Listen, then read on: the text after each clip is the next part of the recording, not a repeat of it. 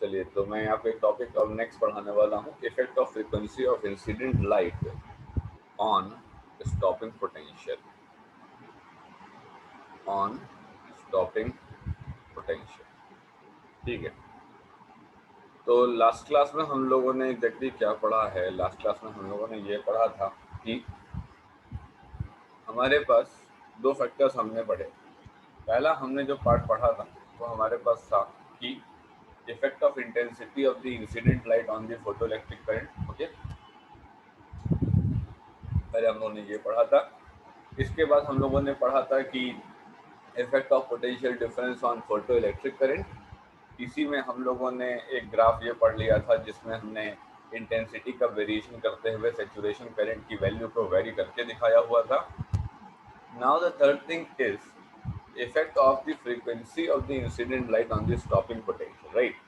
तो इसने कहा कि ठीक है, अब इसने कहा कि शर्त क्या है? इसने कहा शर्त ये है कि इंटेंसिटी ऑफ इंसिडेंट लाइट को इंटेंसिटी ऑफ इंसिडेंट लाइट को कांस्टेंट मानेंगे। इंटेंसिटी ऑफ इंसिडेंट लाइट को हम जो है क्या मानेंगे? हम जो है कांस्टेंट मानेंगे। उसने कहा ठीक है, आप इंटेंसिटी ऑफ इंसिडेंट लाइट को कांस्टेंट मान लीजिएगा। अब इसने कहा कि हम जो है वेरिएशन देखना चाहते हैं, ठीक है। लो, तो इसने कहा कि हम देखना चाहते हैं वेरिएशन ऑफ, हमारे पास variation of photo current with collector plate, photo current photo current with collector plate, photo current with collector plate. Collector plate कौन सी प्लेट? कलेक्टर प्लेट बोले तो तुम्हारे पास कौन सी? Anode plate. जो इलेक्ट्रॉन को कलेक्ट करती है वो कलेक्टर प्लेट। ओके, जो इलेक्ट्रॉन को कलेक्ट करे, तो इलेक्ट्रॉन को वेलकम करे, वो कलेक्टर प्लेट, राइट। तो उसने कहा ठीक है, variation of photo electron with collector plate, ठीक। इसने कहा विद डिफरेंट फ्रीक्वेंसीज, विद तुम्हारे पास क्या? विद तुम्हारे पास विद डिफरेंट फ्रीक्वेंसीज। इसने कहा ठीक है, with different फ्रीक्वेंसीज। अब यहाँ पे इसको समझा जाए जरा, यहाँ पे इसको समझा जाए। मैं अगर आपसे कहूँ कि भाई ऐसा है, एक ग्राफ पहले मैं देता हूँ, उस ग्राफ के बेसिस पे मैं अपनी बात रखूँगा यहाँ पे। तो मैंने यहाँ पे ये बोला कि यहाँ देखते हैं जरा,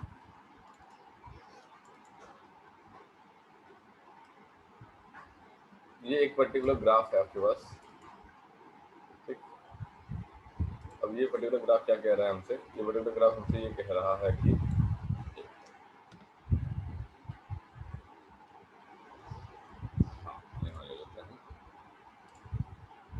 ये पर्टिकुलर ग्राफ हमारे पास ये है। ये पर्टिकुलर ग्राफ हमसे ये कह रहा है कि हम जो है वाई एक्सिस में फोटो करंट रखे हुए हैं और यहाँ पे हम लोग जो है पोटेंशियल रखे हुए हैं। सिंपल सी बात है, जो ये वाला जोन अपना है, ये वाला जोन अपना एक्सेलरेटिंग पोटेंशियल है।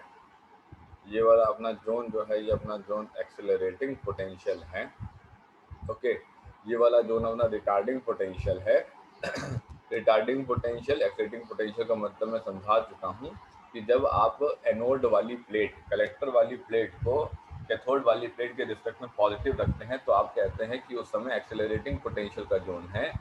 जब आप अपनी एनोड प्लेट को कैथोड प्लेट के रिस्पेक्ट में नेगेटिव कर देते हैं तो आप कहते हैं रिटार्डिंग पोटेंशियल वाला जोन है, ठीक है। हमें क्या पढ़ना है इसमें जरा देखते हैं। इसने कहा कि फ्रॉम तुम्हारे पास diagram what we can see clearly कि जो न्यू 3 है वो ग्रेटर है न्यू 2 से, ग्रेटर है न्यू 1 से। इसने कहा हाँ है, तो इसने कहा तो VO3 तुम्हारे पास ग्रेटर है VO2 से, ग्रेटर है तुम्हारे पास VO1 से। इसने कहा हाँ है, तो इसने कहा कि ग्रेटर द फ्रीक्वेंसी ऑफ, इसने क्या बोला? इसने कहा कि greater the frequency of incident radiation, larger is the stopping potential, larger is the stopping potential, larger is the stopping potential। जितना ज़्यादा तुम्हारे पास इंसिडेंट रेडिएशन की फ्रीक्वेंसी होगी उतना ही ज़्यादा स्टॉपिंग पोटेंशियल ज़्यादा होगा। अब स्टॉपिंग पोटेंशियल तुमको याद होना चाहिए, स्टॉपिंग पोटेंशियल क्या होता है।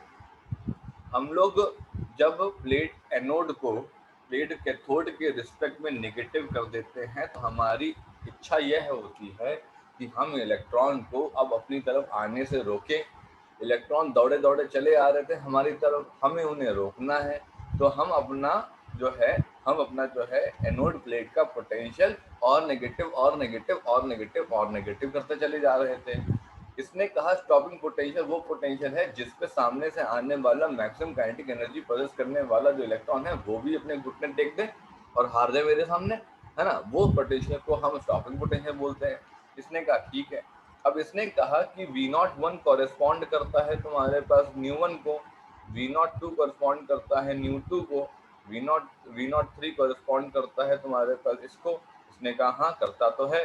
तो इसने कहा कि V03, V02, V01 ने कहा कि हम यह फ्रीक्वेंसी के हिसाब से वेरी कर जा रहे हैं। इसने कहा अच्छा ऐसा क्या हुआ। इसने कहा कि इसके बारे में लिखते हैं। इसने कहा कि as the frequency is increased, as the frequency is increased, जब फ्रीक्वेंसी तुम्हारे पास बढ़ाई गई, okay, the photo electrons are emitted with photo electrons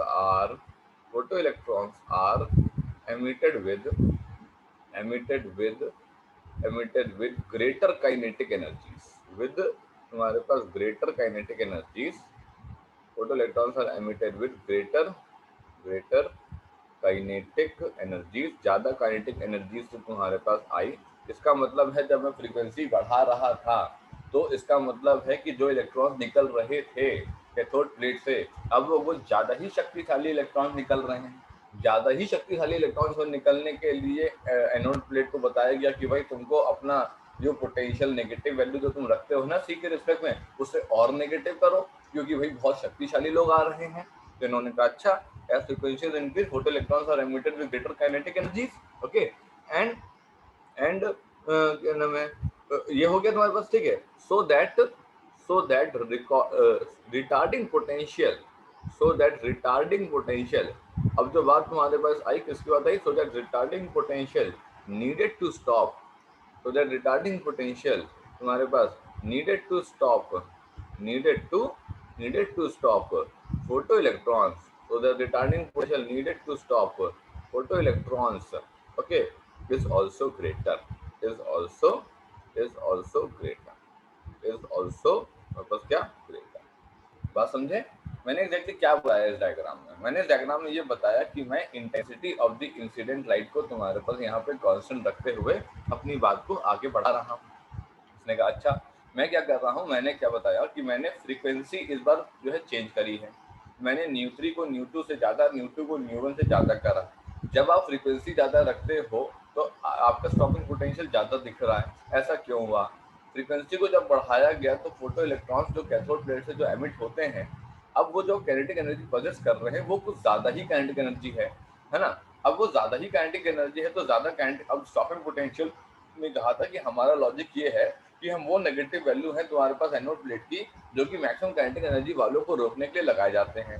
अगर तुम फ्रीक्वेंसी बढ़ाओगे तो फोटो इलेक्ट्रॉन्स तुम्हारे पास ज़्यादा काइनेटिक एनर्जी से आ जाएंगे, ज़्यादा काइनेटिक एनर्जी से आ जाएंगे तो उनको रोकने के लिए ज़्यादा मुझे नेगेटिव पे जाना पड़ेगा, ज़्यादा नेगेटिव पे जाना पड़ेगा, इसलिए मेरे को अपना स्टॉपिंग पोटेंशियल की वैल्यू को बढ़ाना पड़ेगा। बात समझ आ रही, ठीक। तो इसका मतलब क्या हुआ कि अगर यहाँ पे देखा जाए तो इस बात का आधार इस तरीके से देखा जा सकता है कि के मैक्स जो है वो तुम्हारे पास E V0 तुम्हारे के बराबर तुम्हारे पास है। इसने कहा हाँ क्योंकि जैसे जैसे आप काइनेटिक एनर्जी बढ़ाए वैसे वैसे मुझे V0 की वैल्यू को बढ़ाना पड़ गया। इस तरीके से हम लोग इसको समझ सकते हैं। क्लियर हुई बात सभी लोग को, समझ आया, ठीक। चलो अब नेक्स्ट आगे देखते हैं। नेक्स्ट आया तुम्हारे पास जो है variation of stopping potential. Next आया तुम्हारे पास क्या, variation of stopping potential, variation of stopping potential with frequency of incident radiation, with frequency of incident radiation with frequency of incident radiation. Variation of stopping potential with frequency of incident radiation. ठीक है, चलो आगे बढ़ते हैं। अब इसने कहा कि ये तो हो गया, अब इसका क्या कहना है। इसमें मैं एक डायग्राम उतारता हूँ, मैं उस डायग्राम के बारे में आपसे चर्चा करता हूँ। ठीक है, मैं आपको समझाता हूँ कि डायग्राम में क्या है। देखिएगा, ये मैंने एक डायग्राम यहाँ पे रखा हुआ है। ठीक, इस डायग्राम की तरह देखेंगे अभी हम लोग। क्या है डायग्राम? ये डायग्राम है यहाँ पे, ये डायग्राम मैंने यहाँ रखा है। Variation of stopping potential with frequency of the incident radiation. ठीक, but two different metal, right. So ये कोई मेटल ए है, कोई मेटल बी है। ओके, ये स्टॉपिंग पोटेंशियल है और ये फ्रीक्वेंसी है। यहाँ पे ग्राफ बहुत हैं इस पर्टिकुलर चैप्टर में, बहुत सारे ग्राफ है, बहुत अलग अलग पैरामीटर्स पे ग्राफ है। आपको एक एक करके सबकी प्रैक्टिस करनी है। ठीक है, और उनके क्वेश्चंस लगाने हैं। ठीक, ये चैप्टर बहुत बोनस क्वेश्चन है, बोनस चैप्टर है, मतलब बहुत ही ईजी है, लेकिन लोगों को बहुत टफ लगता है, मुझे नहीं पता। बहुत इजी चैप्टर है, बस आपको ग्राफ प्रैक्टिस कर लेंगे और आपका काम खत्म। ठीक, चलो। So what is the issue, यहाँ पे एग्जैक्टली क्या है मुद्दा? ये है कि ये डायग्राम एग्जैक्टली बना कैसे है। ठीक है, तो ये डायग्राम कैसे बना है इसके बारे में चर्चा बड़े लार्ज स्केल में होगी, लेकिन अभी नहीं होगी, क्योंकि अभी आइंस्टीन फोटोइलेक्ट्रिक इक्वेशन को डिराइव नहीं किया गया है, इसलिए इसकी चर्चा नहीं होगी कि बना कैसे। बना कैसे आगे पूरा डिस्क्रिप्टिव वे में आने वाला है। मुद्दा ये है कि क्या बना है। इसने कहा यहाँ पे कि अगर मैं आपके सामने एक डायग्राम रखूं, ठीक, आपके सामने एक सिंपल सा डायग्राम मैं बना देता हूँ। इसने कहा ठीक है भाई बना दो। देखो जरा मैं यहाँ पे क्या बनाऊंगा। इसने कहा कि आप यहाँ पे बनाओगे ये पार्ट, ठीक है, ये आपने यहाँ पे बना दिया। इसने कहा ठीक है। इसने कहा ठीक है। इसने कहा कि ये क्या है, ये है न्यू नॉट तुम्हारे पास एक। ठीक, इसने कहा ठीक, कोई दिक्कत नहीं। इसने कहा कि ये क्या है, इसने कहा ये तुम्हारे पास कोई फ्रिक्वेंसी है और क्या न्यू वन है। ठीक है, इसने कहा कि ये तुम्हारे पास क्या है, इसने कहा कि ये तुम्हारे पास क्या है, ये कोई न्यू टू फ्रिक्वेंसी है। इसने कहा कि ये क्या है, इसने कहा ये न्यू वन डैश है कुछ। ठीक, अब जरा बात को समझिएगा, यहाँ पे मैंने क्या बताया। मैंने कहा कि यहाँ पे मैंने ये कहा यहाँ पे जो है ना, यहाँ पे ये, अब ये तुम्हारे पास स्टॉपिंग पोटेंशियल है। ठीक है, स्टॉपिंग तुम्हारे पास पोटेंशियल है, ये तुम्हारे पास फ्रिक्वेंसी है। इसने कहा ठीक है, ये तुम्हारे पास है। इन्होंने कहा कि एक प्रॉब्लम, इन्होंने कहा क्या। सबसे पहले तो आप ये देख लीजिए, साफ साफ दिख ही रहा है, इसमें बताने का कोई मतलब नहीं, वीडियो लिख दे रहा हूँ। Stopping potential varies, stopping potential varies linearly. Stopping potential तुम्हारे पास जो है varies linearly, linearly with the frequency, with the frequency. इसने कहा स्टॉपिंग पोटेंशियल जो है लीनियरली वेरी करता है फ्रीक्वेंसी के साथ। इसने दिख रहा है सामने, साफ दिख रहा है। लेकिन सर ओरिजिन से तो नहीं है। हाँ, ओरिजिन से नहीं है, लेकिन है तो तुम्हारे पास सीधी सी लाइन, मतलब वेरिएशन तो है। इसने कहा अच्छा एक बात है, इसने कहा कि जो न्यू नॉट ए है ना, ठीक है, ये फ्रीक्वेंसी है। इसने कहा है तो फ्रीक्वेंसी। इसने क्या नाम है इसका, इसका नाम है तुम्हारे पास क्या, थ्रेशोल्ड फ्रीक्वेंसी नाम है इसका। क्या नाम है इसका, थ्रेशोल्ड फ्रीक्वेंसी। ठीक, और कुछ भी कहते हैं क्या इसको, हाँ तो कहते हैं कट ऑफ फ्रीक्वेंसी। क्या बोलते हैं इसे, तो बोलते हैं cut off frequency, cut off frequency, right. इसने कहा ठीक, कोई दिक्कत नहीं। नाउ द थ्रेशोल्ड फ्रीक्वेंसी और द कट ऑफ फ्रीक्वेंसी, कौन है भाई ये लोग, क्या करें हम इनका, क्या करें। इसने कहा कि अगर तुम्हारे चेंबर में, अगर तुम्हारे चेंबर में, ठीक है, अगर तुम्हारे चेंबर में इस तरीके से जो चेंबर तुम्हारे पास है, ठीक है, जिसमें तुम अपनी ये तुम्हारे पास प्लेट रखे हो, ठीक, जिसमें तुम्हारे पास ये खिड़की है, ठीक, ये खिड़की है, इस खिड़की से तुम्हारे पास यहाँ पे लाइट पड़ रही है, ठीक, ये तुम्हारे पास प्लेट सी है, ठीक, इस पे जो लाइट पड़ रही है, अगर इसकी फ्रिक्वेंसी थ्रेशोल्ड फ्रिक्वेंसी से ज़्यादा हुई तब तो ठीक है, लेकिन अगर फ्रीक्वेंसी थ्रेशोल्ड फ्रीक्वेंसी से कम हुई तो कुछ नहीं होगा। इसने क्या मतलब है, इसने कहा देखो अभी तक हम क्या पढ़ के आ रहे हैं, ये पढ़ रहे हैं कि हम किसी मेटल पे, फोटो सेंसिटिव मटेरियल पे लाइट मारेंगे। ओके, लाइट मारेंगे तो क्या होगा, तो इलेक्ट्रॉन निकलेंगे। इलेक्ट्रॉन निकलेंगे तो क्या होगा, एनोड प्लेट उसे कलेक्ट कर लेगी। एनोड प्लेट कलेक्ट कर लेगी तो क्या होगा, सर्किट में करंट एग्जैक्टली आ जाएगा। इसने कहा हाँ। इसने कहा कि अगर मान लो लाइट मार रहे हो इलेक्ट्रॉन ना निकले तो, इसने कहा ऐसा कैसे हो सकता है। इसने कहा हाँ हो सकता है। इसने कहा हाँ हो सकता है। इसने कहा क्या मतलब, इसने कहा कि बिलो अ सर्टेन फ्रीक्वेंसी, इसने कहा कि बिलो अ सर्टेन फ्रीक्वेंसी, इसने कहा कि बिलो अ सर्टेन फ्रीक्वेंसी, ठीक है, called threshold frequency, called threshold called threshold frequency. मैं बार बार दोनों नाम नहीं लिख रहा हूँ, मैंने दोनों नाम एक बार लिख दिए और आप याद कर लेना उसको, ठीक है। कोई एक नाम इस्तेमाल कर ले रहे हैं, ये बहुत इस्तेमाल होता है इसलिए इसको लिख दे रहे हैं। Below a certain frequency called threshold frequency, okay, no electrons, no electrons, ठीक है, नो इलेक्ट्रॉन्स।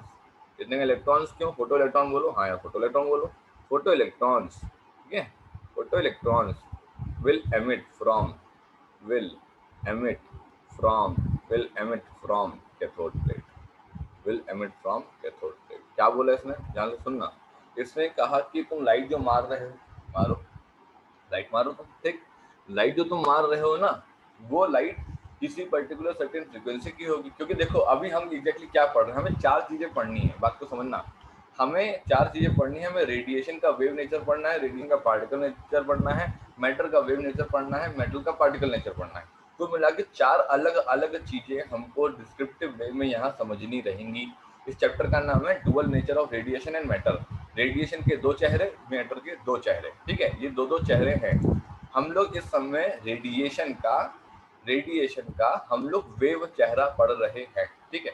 अब वेव चेहरा पढ़ रहे हैं कि फोटो पार्टिकल चेहरा पढ़ रहे हैं, ये अभी आने वाले समय में सामने आएगा, ठीक है। तो अभी तो हम कुछ फ्रीक्वेंसी की कुछ बात कर रहे हैं, ठीक है, और जो फ्रीक्वेंसी वगैरह की बात कर रहे हैं वो तो तुम्हारे पास सामने दिख ही रही है। तो इसने क्या बोला, ठीक है, कोई दिक्कत नहीं। अब इसने कहा कि तुम्हारे पास no electrons, photo electrons will emit from cathode plate. आने वाले समय में अभी यहाँ पे फेलियर आएगी, ठीक है। ये जो फोटो इलेक्ट्रिक इफेक्ट तुम्हारे पास है, इसको पार्टिकल नेचर का प्रूव कर दिया जाएगा कि भाई ये पार्टिकल नेचर का है, और वेव थ्योरी इस फोटो इलेक्ट्रिक इफेक्ट को एक्सप्लेन करने में पूरी तरीके से फेल हो जाएगी। तो अभी तो हमें कुछ पता भी नहीं है, तो अभी हम एक जनरल तरीके से इस पर पढ़ाई कर रहे हैं, ठीक।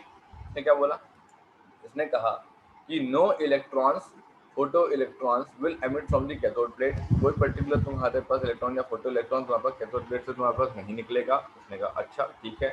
इसने कहा कि जरा देखते हैं, अगर न्यू 1 रहा न्यू नॉट ए से, ठीक है, तो तुम्हारे पास एमिट होंगे इलेक्ट्रॉन्स, ठीक है। अगर न्यू 2 रहा तुम्हारे पास न्यू नॉट ए से, तो तुम्हारे पास क्या होंगे, एमिट होंगे तुम्हारे पास इलेक्ट्रॉन, ठीक है। अगर न्यू 3 रहा न्यू नॉट ए से, तो क्या होगा, तुम्हारे पास एमिट होंगे तुम्हारे पास इलेक्ट्रॉन। अगर न्यू 1 डैश रहा तुम्हारे पास न्यू नॉट ए से, तो तुम्हारे पास नो एमिशन, कोई एमिशन नहीं होगा। तो तुम्हारे पास नो एमिशन, किसी भी तरीके का कोई एमिशन नहीं आएगा। बात समझ आई। अगर तुम्हारे पास न्यू 1 न्यू 2 और तुम्हारे पास ये कोई वैल्यू है तुम्हारे पास, मैंने ले ली है, ठीक है, न्यू 3 ये ले ली है वैल्यू। अगर ये वैल्यूज तुम्हारे पास रहती हैं तो तुम्हारे पास क्या होने वाला है, तुम्हारे पास जो है एमिशन होने वाला है। और अगर तुम्हारे पास ये वैल्यूज न्यू 1 डैश रहती है तो तुम्हारे पास किसी भी तरीके का कोई भी एमिशन नहीं होगा। इसका मतलब थ्रेशोल्ड फ्रीक्वेंसी एग्जैक्टली कॉन्सेप्ट क्या है। थ्रेशोल्ड फ्रीक्वेंसी कॉन्सेप्ट ये है कि a frequency below which you cannot emit electron, a frequency above which you can emit electron. This is the concept of the threshold frequency or the cutoff frequency. बात समझ आई सभी लोग को, ठीक है। ये थ्रेशोल्ड फ्रीक्वेंसी कॉन्सेप्ट क्या है, ये चीज इसने यहाँ पे बनाई है, ठीक है। इसने बनाया यहाँ पे तुम्हारे पास ये पार्ट। अब इसने कहा कि अगर इसके आगे की फ्रीक्वेंसी होगी तो स्टॉपिंग पोटेंशियल तुम्हारे पास आएगा। ये तुम्हारे पास स्टॉपिंग पोटेंशियल तुम्हारे पास वैल्यू आ रही है, स्टॉपिंग पोटेंशियल तुम्हारे पास वैल्यू आ रही है वैल्यू, ठीक है। सेम तरीके से यहाँ पे भी स्टॉपिंग पोटेंशियल की वैल्यू तुम्हारे पास आ रही है, लेकिन इसके नीचे का क्या है, इसके नीचे स्टॉपिंग पोटेंशियल की तुम्हारे पास कोई वैल्यू नहीं दिखाई गई है। आने वाले समय में इस पर्टिकुलर डायग्राम को और खींचेंगे हम लोग, खींचेंगे मतलब और बीच में जो पार्ट है वो भी बनाएंगे। लेकिन अभी साफ साफ ये पता लग रहा है कि न्यू नॉट ए से नीचे अगर फ्रीक्वेंसी हुई तो तुम्हारे पास इलेक्ट्रॉन उस फोटो सेंसिटिव मटेरियल से निकलवा नहीं पाओगे, ठीक है। आई बात समझ में सभी लोगों को। चलो अब जितनी बातें हमने पढ़ी हैं, अब हमने जितनी बातें पढ़ी हैं उनको हम एक साथ लेकर के आना चाहते हैं, ताकि अब जनरल डिस्कशन बन जाए हमारा कि जो हमने पढ़ा है वो एग्जैक्टली क्या है, ठीक। चलो दिखाता हूँ जरा यहाँ पे। ये तुम्हारे पास एक पॉइंट है, कहाँ पड़ा होगा, कहाँ पर होना चाहिए,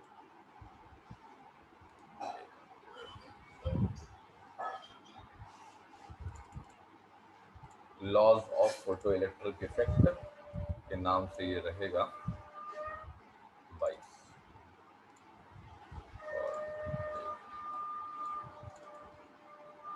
चलिए so this is the diagram.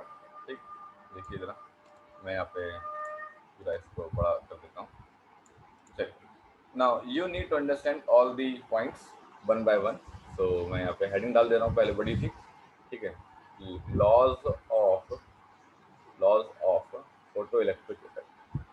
Photo electric हमारे पास effect, laws of photo electric effect. ठीक, अभी आगे इसमें वेव थ्योरी का फेलियर आएगा, फिर ये प्रूव हो जाएगा कि फोटो इलेक्ट्रिक इफेक्ट एग्जैक्टली तुम्हारे पास रेडिएशन का पार्टिकल नेचर होता है, ना कि वेव नेचर होता है। ठीक है, तो अभी क्या पढ़ रहे हैं, अभी तो जनरल डिस्कशन चल रहा है। ठीक है, जो वेव नेचर है ना तुम्हारे रेडिएशन का, वो हम लोग पढ़ेंगे तुम्हारे पास इंटरफेरेंस, डिफ्रेक्शन और पोलराइजेशन, जो कि पढ़ाया जाएगा ऑप्टिक्स के पार्ट नंबर 2 में, जो कि आएगा वेव ऑप्टिक्स के अंदर। ठीक है, अभी वेव ऑप्टिक्स या रे ऑप्टिक्स भी नहीं पढ़ी हम लोगों ने, तो अभी तो उसका कोई मतलब नहीं है। ठीक, चलो, तो laws of the photo electric effect. Now understand this, laws of the photo electric effect क्या है।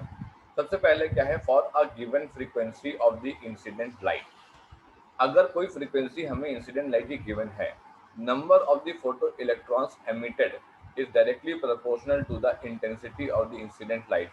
The saturation current is also directly proportional to the intensity of the incident light. बात को समझना, क्या बोला इसने पहली बात ये बोली कि अगर तुम्हारे पास न्यू हमको गिवन है, अगर हमको न्यू तुम्हारे पास गिवन है, तो जो number of the photo electrons होते हैं, ठीक है, जो number of the photo electrons होते हैं, हमने ये प्रूव कर लिया था कि I इज इक्वल टू था NE अपॉन तुम्हारे पास T। ठीक है, तो जो number of the photo electrons होते हैं, I is equal to I directly proportional to N upon T।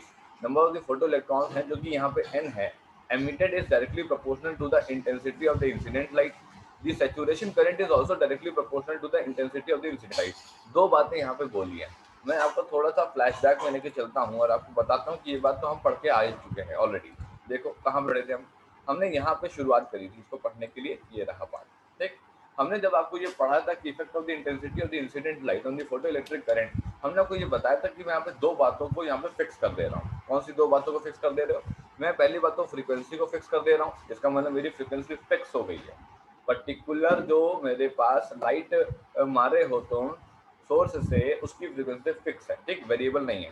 और जो एक्सेलरेटिंग पोटेंशियल है V of the anode plate, वो तुम्हारे पास कांस्टेंट है, जो कि मूव नहीं कर रहा है पोटेंशियल डिवाइडर अरेंजमेंट में। राइट, दो बातें फिक्स हो गई। अब इसने क्या बताया, इसने कहा अगर लाइट इंसिडेंट होती है प्लेट सी पे, इलेक्ट्रॉन एमिट होते हैं क्या नाम है और कलेक्ट होते हैं प्लेट ए में, यही तुम्हारे पास फोटो इलेक्ट्रिक करंट को फ्लो करवाता है सर्किट में। इसने कहा ठीक है, फोटो करंट जो है वो डायरेक्टली प्रोपोर्शनल हो गया नंबर ऑफ फोटो इलेक्ट्रॉन से which are emitted in 1 second. इसका मतलब ये हो गया कि मैंने यहाँ पे फ्रीक्वेंसी और एक्सेलरेटिंग पोटेंशियल को कांस्टेंट रखते हुए मैंने ये कहा कि जो फोटो इलेक्ट्रॉन्स हैं, ये जो फोटो करंट एग्जैक्टली तुम्हारे पास है, जैसे जैसे इंटेंसिटी बढ़ाओगे वैसे वैसे फोटो करंट बढ़ेगा, जैसे जैसे इंटेंसिटी बढ़ाओगे वैसे वैसे फोटो करंट बढ़ेगा। इसने कहा कि क्या क्या शर्त है, शर्त यह है कि फ्रीक्वेंसी कांस्टेंट होनी चाहिए और एक्सेलरेटिंग पोटेंशियल कांस्टेंट होना चाहिए। जैसे जैसे इंटेंसिटी बढ़ाओगे वैसे वैसे फोटो इलेक्ट्रिक करंट तुम्हारे पास बढ़ेगा। इसने कहा कि ठीक है सर, कोई दिक्कत नहीं, बढ़िया है। अब इसने और क्या बताया, इसने अभी यहाँ पे एक चीज़ और बताई थी। इसने कहा था कि गिवन इंटेंसिटी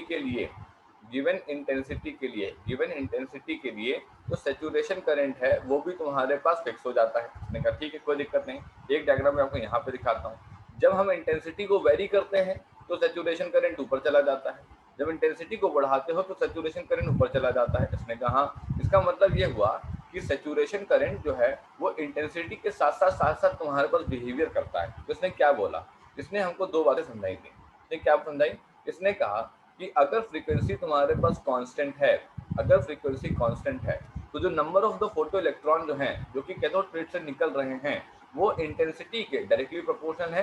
पहली बात तो ये हुई, नंबर ऑफ फोटो इलेक्ट्रॉन्स जो हैं डायरेक्टली प्रोपोर्शनल है किसके, इंटेंसिटी के। और जो सैचुरेशन करंट है वो भी तुम्हारे पास intensity of the incident light के डायरेक्टली प्रोपोर्शनल होता है। ये बात मैं ऑलरेडी आपको समझा चुका हूँ। आई बात समझ में कि फोटो इलेक्ट्रॉन्स तुम्हारे पास मतलब फोटो करंट जो है वो इंटेंसिटी के साथ डायरेक्टली बढ़ता रहता है। फोटो करंट का मतलब होता है number of the photo electrons which are emitted in 1 second, right, या टी टाइम इंटरवल में आप कुछ भी कहते हो। ठीक, तो इसने कहा ये वहां से आ गया। फिर जैसे जैसे इंटेंसिटी ऊपर करते चले जा रहे थे, जैसा कि मैंने अभी आपको 2 मिनट पहले दिखाया कि जैसे जैसे तुम क्या नाम है इंटेंसिटी ऊपर करते चले जा रहे थे, आपका सैचुरेशन करंट भी तुम्हारे पास बढ़ता चला जा रहा था। ठीक है, तो कुछ बातें आपको ध्यान में रखनी चाहिए, साफ साफ यहाँ पे ध्यान में रखनी चाहिए कि सर जैसे जैसे तुम्हारे पास इंटेंसिटी बढ़ती है, जैसे जैसे इंटेंसिटी बढ़ती है वैसे वैसे तुम्हारे पास सैचुरेशन करंट बढ़ता है, जैसे जैसे इंटेंसिटी बढ़ती है वैसे वैसे तुम्हारे पास सैचुरेशन करंट बढ़ता है। ठीक है, और इसने कहा number of the photo electrons is directly proportional to the intensity, और वो इंटेंसिटी के डायरेक्टली प्रोपोर्शनल होता है। तो एक तो ये बात हो गई और एक तुम्हारे पास ये बात हो गई। बात समझ में आती है? ठीक है, आगे बढ़ते हैं। इसने क्या बोला, अगली बात इसने बोली कि जो maximum kinetic energy of the photo electrons है वो इंडिपेंडेंट है तुम्हारे पास intensity of the incident light के। इसने कहा अच्छा, intensity of the incident light के इंडिपेंडेंट है, हम जरा जा करके देख लेते हैं ऊपर हमने क्या पढ़ा था और ये क्या बता रहा है हमको, हम जरा ऊपर जाके देख लेते हैं। ठीक है चलो, अब यहाँ पे हम जब यहाँ पे आए तो यहाँ पे क्या हुआ था, यहाँ पे जिक्र हुआ था तुम्हारे पास कि हम फ्रीक्वेंसी को कांस्टेंट रखेंगे, एक्सीलरेटिंग पोटेंशियल v को कांस्टेंट रखेंगे और इंटेंसिटी का वेरिएशन देखेंगे तो पता लगेगा कि इंटेंसिटी जब बढ़ा रहे थे तो फोटो इलेक्ट्रिक करंट हमारे पास बढ़ रहा था। ठीक, अभी अभी इसने कहा कि जो काइनेटिक एनर्जी, जो maximum kinetic energy of the electron जो कि कैथोड प्लेट से निकल रही है वो एक्चुअल में तुम्हारे पास intensity of the incident light पे निर्भर नहीं करती है। तो उसने कहा किस पे निर्भर करती है, इसने कहा ये अभी तो हमने यहाँ पे निकाला था, जब हमने आपको बताया था कि जो काइनेटिक एनर्जी तुम्हारे पास है, जो काइनेटिक एनर्जी तुम्हारे पास है, मैक्सिमम काइनेटिक एनर्जी है तुम्हारे पास, वो एक्चुअल में तुम्हारे पास EV नॉट इक्वल रहती है। मतलब कि जितना ज़्यादा तुम्हारे पास काइनेटिक एनर्जी होगी उतना ज़्यादा तुम्हारे पास स्टॉपिंग पोटेंशियल तुम्हारे पास आएगा। काइनेटिक एनर्जी को इंटेंसिटी से कोई लेना देना नहीं है, काइनेटिक एनर्जी मैक्सिमम को इंटेंसिटी से कोई लेना देना नहीं है। इसने कहा कि ठीक, इसका मतलब उस पर डिपेंड ही नहीं करते, इसने कहा नहीं, उस पर डिपेंड नहीं करते। Maximum kinetic energy of the photo electron independent है, निर्भर नहीं करती है किस पे, intensity of the incident light पे। इसने कहा ठीक है। तीसरा पॉइंट क्या है, मैक्सिमम काइनेटिक एनर्जी जो है फोटो इलेक्ट्रॉन की और गिवन मेटल के लिए वो डायरेक्टली प्रोपोर्शनल है तुम्हारे पास frequency of the incident light के लिए। इसने कहा अच्छा, ये कैसे एग्जैक्टली हो गया, इसने कहा देखो जरा यहाँ पे अभी हमने ऊपर दिखाया था, हमने अभी ऊपर दिखाया स्टॉपिंग पोटेंशियल के बारे में। इसने कहा कि जब आप फ्रीक्वेंसी, जब आप तुम्हारे पास दो मेटल अलग अलग लिए, इनकी तुम्हारे पास थ्रेशोल्ड फ्रीक्वेंसी है, इन्होंने कहा थ्रेशोल्ड फ्रीक्वेंसी है, इनकी थ्रेशोल्ड फ्रीक्वेंसी है, तो जैसे जैसे तुम्हारे पास हम फ्रीक्वेंसी बढ़ाते चले जा रहे हैं, जैसे जैसे हम तुम्हारे पास फ्रीक्वेंसी बढ़ाते जा रहे हैं गिवन मेटल एक के लिए, वैसे वैसे उसकी स्टॉपिंग पोटेंशियल की वैल्यू चेंज हो रही है। इसने कहा स्टॉपिंग पोटेंशियल की वैल्यू चेंज हो रही है, इसका मतलब क्या हुआ, काइनेटिक एनर्जी की वैल्यू चेंज होगी। कहा काइनेटिक एनर्जी स्टॉपिंग पोटेंशियल पे निर्भर कर रहा है। इसने कहा ठीक है। इसने कहा कि अच्छा, ये बात जनरल क्या हुई, ये बात जनरल ये हुई कि जो मैक्सिमम काइनेटिक एनर्जी का फोटो इलेक्ट्रॉन है किसी भी गिवन मेटल के लिए वो डायरेक्टली प्रोपोर्शनल है तुम्हारे पास किसके, frequency of the incident light के। ठीक, चौथी बात क्या है, गिवन सरफेस के लिए जो emission of the photo electron है वो takes place only if the frequency of the incident light is greater than the certain minimum frequency called as threshold frequency। ये बात तो मैंने अभी समझाई है, ये बात तो मैंने अभी समझाई है कि अगर थ्रेशोल्ड फ्रीक्वेंसी से कम फ्रीक्वेंसी इंसिडेंट लाइट लेकर के आया तो सब बेकार हो जाएगा, सब बेकार हो जाएगा, हम कुछ एमिट नहीं करवा पाएंगे। इसने कहा ठीक है, इसका मतलब थ्रेशोल्ड फ्रीक्वेंसी से ऊपर फ्रीक्वेंसी होनी चाहिए। इसने कहा ठीक है। पांचवी बात क्या है, there is no time lag between the incidence of the light and the induction of the electron. इसने कहा समय बिल्कुल बर्बाद नहीं होता, जैसे ही किसी फोटो सेंसिटिव मटेरियल पे रोशनी पड़ती है फटक से तुम्हारे पास जो है वहां से इलेक्ट्रॉन्स निकल जाते हैं, और इन इलेक्ट्रॉन्स को लाइट पड़ने की वजह से निकाला गया है तो इनका नाम फोटो इलेक्ट्रॉन मरता है। ठीक है, फोटो इलेक्ट्रॉन इसलिए कह रहे हैं क्योंकि लाइट पड़ने की वजह से ऐसा हुआ। ठीक है, फोटो लाइट, ठीक, लाइट पड़ने की वजह से इलेक्ट्रॉन निकले, फोटो इलेक्ट्रॉन हुआ। इन्होंने कहा कि जैसे ही लाइट पड़ेगी वैसे तुरंत तुम्हारे पास जो है इलेक्ट्रॉन्स जो हैं वो तुम्हारे पास कैथोड प्लेट से एमिट हो जाएंगे। इन 5 लॉज को आपको याद करने की कोई ज़रूरत नहीं है, ले याद करने की ज़रूरत नहीं, फायदा क्या पढ़ने का फिर, क्यों, क्योंकि जब आप इसके पहले की सारी बातें पढ़ लोगे तो ये लॉज आपको अपने आप क्लियर हो जाएंगे। जब आप सारी बातें इसके पहले की सब बातें पढ़ लेंगे जो मैंने आपको बताई हैं, आपको ये लॉ में एक तरीके से वही मैंने समरी पॉइंट लिखी हुई है, जो मैंने पढ़ाया उसी का समरी पॉइंट ये पूरा लिखा हुआ है, कुछ अलग नहीं लिखा हुआ है, जो बता के आए वही है सारा। ठीक है, चलो ये तो हो गई तुम्हारे पास क्या नाम है बातें फोटो इलेक्ट्रिक इफेक्ट को लेकर। अब कुछ यहाँ पे चर्चा का विषय आएगा। क्या चर्चा का विषय आएगा? इन्होंने कहा कि वेव थ्योरी ने कहा कि ये तो वेव जैसा लग रहा है, ठीक है। पार्टिकल ने कहा नहीं, ये तो पार्टिकल है, ठीक है। तो इसने कहा कि चलो अब डिस्कशन करते हैं यहाँ पे। So the concept of quantization of energy. अब आपको जिक्र करवाएंगे, एक नए शख्स से मिलवाएंगे जिसका नाम है फोटॉन, ठीक है, इसका नाम है फोटॉन। अब समझना जरा यहाँ पे। इसने कहा कि सबसे पहले हम आपको बताना चाहेंगे कि हम एग्जैक्टली इसमें क्या पढ़ाने वाले हैं। हम इसमें आपको बताने वाले हैं कि फेलियर ऑफ वेव थ्योरी, ठीक, failure of wave theory, wave nature to claim photoelectric effect as wave nature। अब समझना, अब यहाँ पे चर्चा का विषय है, ठीक। चर्चा का विषय यहाँ पे ये है कि जो वेव थ्योरी के जो साइंटिस्ट लोग थे, उन्होंने कहा कि अब हम फोटो इलेक्ट्रिक इफेक्ट को अपना बना करके दुनिया में अपना नाम रोशन करना चाहेंगे, ठीक। वेव थ्योरी ने कहा कि अब हम चाहते हैं कि फोटो हमारे लिस्ट में इंटरफेरेंस जैसी क्या नाम है काबिलियत है, हमारे पास डिफ्रेक्शन जैसी काबिलियत है, हमारे पास पोलराइजेशन जैसी काबिलियत है, और अब दुनिया को पता लगेगा कि फोटो इलेक्ट्रिक इफेक्ट भी वेव नेचर का है, ठीक है। लेकिन ये लोग जो है गलत प्रूव हुए, क्योंकि वेव थ्योरी जो है क्लेम ही नहीं कर पाई फोटो इलेक्ट्रिक इफेक्ट में जो हो रहा है, वेव थ्योरी उसको क्लेम ही नहीं कर पाई ठीक तरीके से। वो बता ही नहीं पाई कि ये हमारे प्रिंसिपल्स के हिसाब से हो रहा है। आपने फोटो इलेक्ट्रिक इफेक्ट के बारे में पढ़ा, आपने पढ़ा कौन कैथोड प्लेट, कौन एनोड प्लेट, कौन एक्सेलरेटिंग, कौन रिटार्डिंग, कौन स्टॉपिंग, कौन थ्रेशोल्ड फ्रीक्वेंसी, कौन इंसिडेंट, कौन इंटेंसिटी, सब कुछ आपने पढ़ा, ठीक है। एक एक करके मैंने आपको सारे पैरामीटर्स के बारे में बताया। अब हम उन सारे पैरामीटर्स के बारे में चर्चा करेंगे और वेव थ्योरी से पूछेंगे कि तुम्हारे ऐसा होता है क्या। वेव थ्योरी के पास अगर जवाब होगा तो बढ़िया है, और नहीं होगा तो वेव थ्योरी को अपना क्लेम छोड़ना पड़ेगा।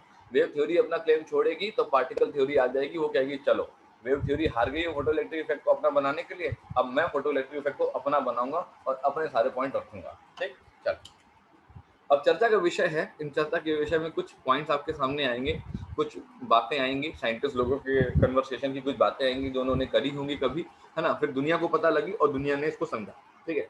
इन्होंने कहा कि फ्रॉम मैक्सवेल थ्योरी, वेव के साइंटिस्ट एक तरफ बैठे थे, ठीक है, वेव थ्योरी के साइंटिस्ट एक तरफ बैठे थे टेबल के, और पार्टिकल नेचर के साइंटिस्ट एक तरफ बैठे थे टेबल पे, ठीक है। तो वही है ना, मीटिंग चल रही है। अब मीटिंग चल रही है तो मैक्सवेल थ्योरी की तरफ से क्या नाम है, वेव थ्योरी की तरफ से आया कि from Maxwell theory, Maxwell sir ने ये कहा था, ठीक है, कि जो लाइट है, लाइट जो है वो is an electromagnetic wave, light एक इलेक्ट्रोमैग्नेटिक वेव है। हाँ ठीक, ये बात तो प्रूव है। अभी ये बात आपको ज़्यादा नहीं समझ आएगी क्योंकि अभी आपने पढ़ा नहीं है, पर मेरी बात को बस सुन लीजिए ध्यान से फॉर द टाइमिंग, राइट। तो इसने कहा कि ठीक है चलो, मैक्सवेल ने ये अपना एक पहला दांव फेंका कि लाइट एक इलेक्ट्रोमैग्नेटिक वेव है। इसने कहा ठीक है, which consist of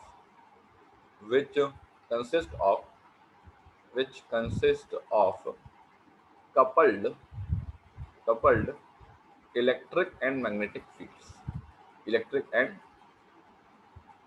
magnetic fields. क्या बोला है इसने? मैक्सवेल थ्योरी के हिसाब से पहला दांव ये फेंका गया उन साइंटिस्ट की तरफ से कि देखिए लाइट ऐसा है कि इलेक्ट्रोमैग्नेटिक वेव है जिसमें इलेक्ट्रिक और मैग्नेटिक फील्ड्स हैं, ठीक है, और that move with the speed of light, जो कि स्पीड ऑफ द लाइट से वहाँ पर चलती है। कौन चलती है? लाइट, ठीक है, स्पीड ऑफ लाइट से चलती है, सी इंटू 10⁸ मीटर पर सेकेंड, ठीक है, कोई दिक्कत नहीं।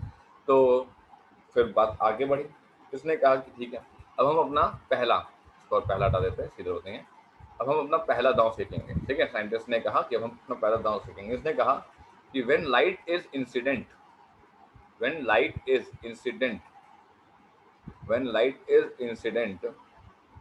ऑन द टारगेट, जब लाइट किसी टारगेट पे इंसिडेंट करती है, जैसे कि अभी हम लोग पढ़ के आ रहे थे कि सोर्स से हमने लाइट ली और उठा करके हमने फोटो सेंसिटिव मटेरियल पे डाल दी, है ना, और फोटो सेंसिटिव मटेरियल ने क्या किया? इलेक्ट्रॉन निकाल के दिया। जैसे कि जब लाइट इंसिडेंट होती है टारगेट के हिसाब से, तो there is continuous supply of energy, there is continuous supply of energy. इसको अच्छे से समझ लीजिए, एग्जाम में आता है भैया, ये एग्जाम में आता है और आधे से ज़्यादा लोग लिख ही नहीं पाते क्योंकि इनको याद नहीं होता। याद करने की जरूरत ही नहीं है, सुन लो, बातें हो रही हैं उनकी, सुन लो, बस कान लगा के सुन लो कि साइंटिस्ट लोगों ने क्या बोला, तो याद हो जाएगा अपने आप। जब लाइट इंसिडेंट होती है टारगेट पे, ये वेव थ्योरी की तरफ से पॉइंट आ रहा है, ठीक है।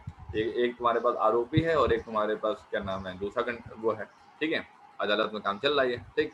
तो देयर इज अ कंटिन्यूअस तुम्हारे पास सप्लाई ऑफ एनर्जी। जब लाइट इंसिडेंट होती है टारगेट पे तो लगातार तुम्हारे पास कंटिन्यूअस सप्लाई ऑफ एनर्जी होती है। किसको? तुम्हारे पास इलेक्ट्रॉन्स को। ये किसके द्वारा बोला गया? ये बोला गया तुम्हारा वेव थ्योरी के द्वारा, ठीक है।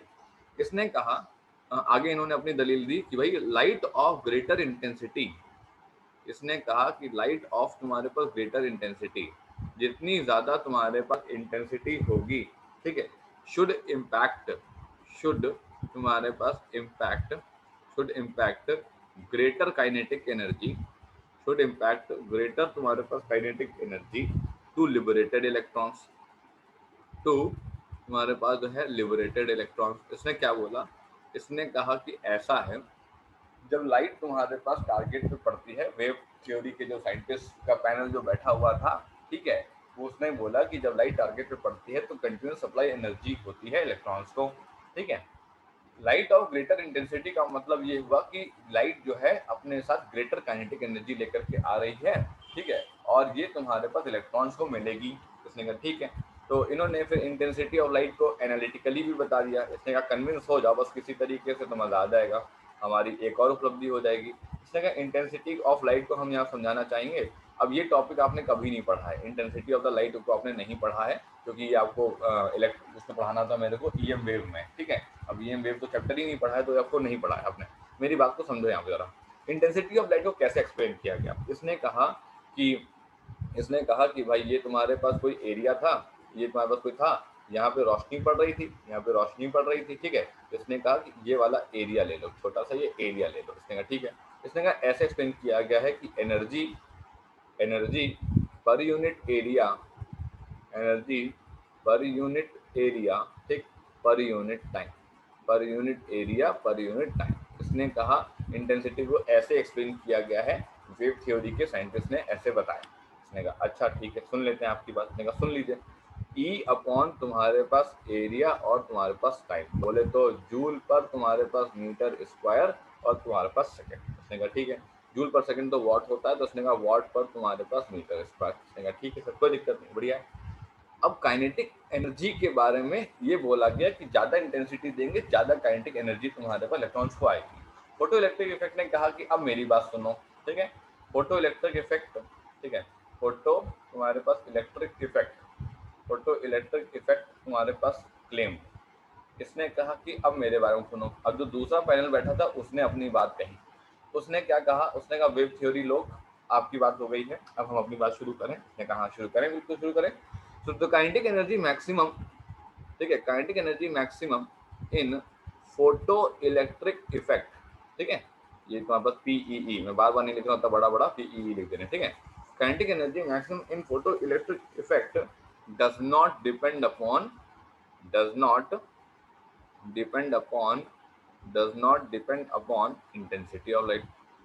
वेव थ्योरी वालों को झटका लगा कि यार ये लो, हम यहाँ पे इतना समझा रहे हैं इनको और इन्होंने कहा कि काइनेटिक एनर्जी मैक्सिमम पीईई में इंटेंसिटी ऑफ लाइट पे डिपेंड नहीं करती है। इन्होंने कहा अभी तो बताया था, अभी तो बताया था ये वाला पॉइंट कि जो maximum kinetic energy of the photo electron है वो इंडिपेंडेंट है intensity of the incident light के।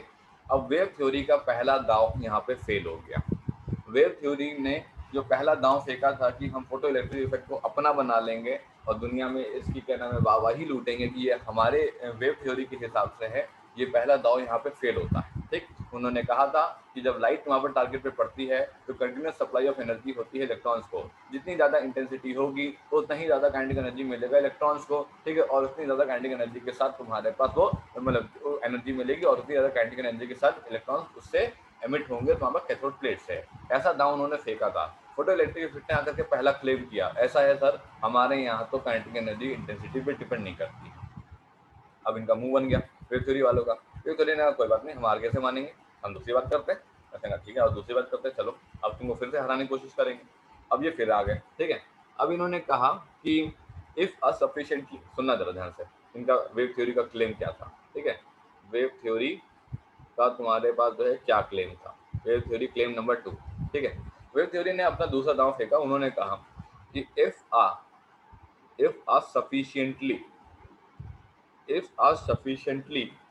intense beam of light, if a sufficiently intense तुम्हारे पास beam of light, intense beam of light is incident on surface, is is incident on surface is incident on surface पे पड़े, ठीक है, तो electrons will be emitted. उसने कहा हाँ वो तो होगा, वो तो पता है इलेक्ट्रॉन्स एमिट होंगे, इसमें कौन सी बड़ी बात है। इलेक्ट्रॉन्स विल बी तुम्हारे पास emitted, electrons will be emitted, ठीक है। However however however low the frequency is, however low the frequency is. इसने क्या बोला, इसने कहा यहाँ पे कि वेव थ्योरी ने अपना दूसरा दांव ये फेंका कि अगर एक sufficiently intense beam of light तुम्हारे किसी जो है टारगेट पे डालेंगे हम लोग, तो इलेक्ट्रॉन्स उसमें एमिट होंगे और फर्क नहीं पड़ता कि फ्रीक्वेंसी एग्जैक्टली क्या होगी, ठीक है। तो इसने कहा कि फ्रॉम यहाँ पे इसने कहा कि तुम्हारे पास फोटो इलेक्ट्रिक की बात आई। अच्छा पहले रीजॉइन कर लीजिए, टाइम कंप्लीट हो गया, रीजॉइन कर लीजिए जरा।